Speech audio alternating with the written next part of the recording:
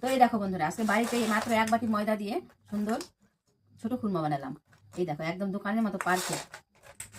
তো তোমরা রেসিপিটা দেখতে থাকো, আশা করি তোমাদের ভালো লাগবে।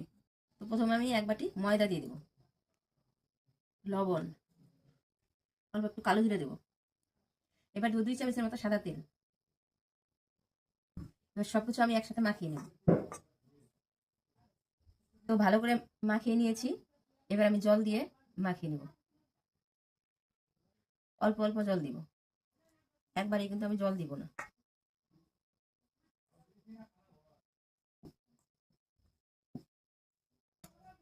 তো ভালো করে মেখে নিয়েছি, বেশি কিন্তু নরম করে মাখিয়ে নিয়ে দেখো। এবার আধা ঘন্টার জন্য আমি ঢেকে রাখবো। তো এই দেখো চলে এসেছি আধা ঘন্টা পর। এবার আমি লেচি করে নেব।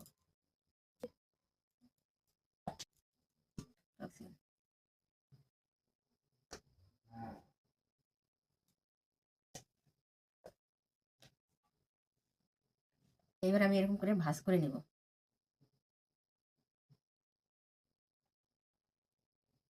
এবার আমি আবার বেলবো, এবার আবার এরকম করে ভাঁজ করে নেব।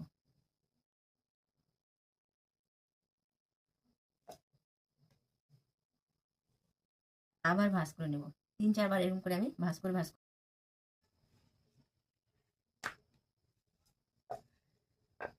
এই দেখো আমি রুটির থেকে একটু মোটা করে বেলে নিয়েছি। এবার এটা চৌকো চৌকো করে কেটে নেব।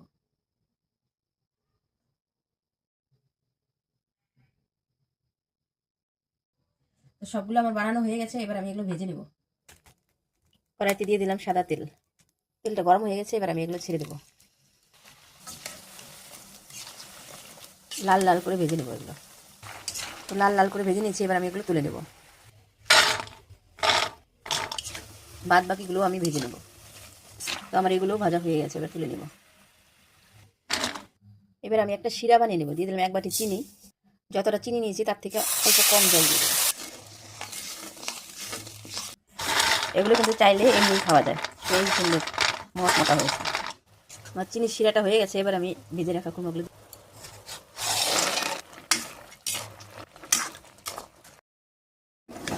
তো এই দেখো বন্ধুরা কি সুন্দর হয়েছে, এবার আমি নামিয়ে নেব।